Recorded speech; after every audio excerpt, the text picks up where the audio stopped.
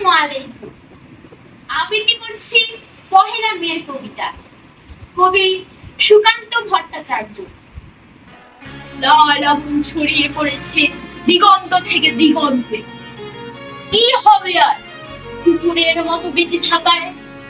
কতদিন দুষ্ট থাকবে আর অপরের ভেঙে দেওয়া উচ্ছিষ্ট হাড়ে? মনের কথা ব্যক্ত করবে ক্ষীণ স্পষ্ট কেউ কেউ শব্দে। ক্ষুধিত পেটে ঢুকে ঢুকে চলবে কতদিন? ঝুলে পড়া তোমার জীব শ্বাসে প্রশ্বাসে ক্লান্তি টেনে কাঁপতে থাকবে কতকাল।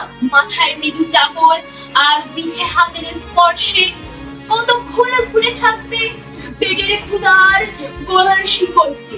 কতক্ষণ নাড়তে থাকবে লেজ। তার যে পুষ্মানাকে অস্বীকার করো বর্ষতাকে। চলো শুকনো হাড়ের বদলে সন্ধান করি তাজা রক্তের। তৈরি হোক লাল আগুনে ঝলসানো আমাদের খাদ্য। শিকলের দাম ঢেকে দিয়ে গর্জে উঠুক সিংহের কিশোর প্রত্যেকের ধারে। ধন্যবাদ।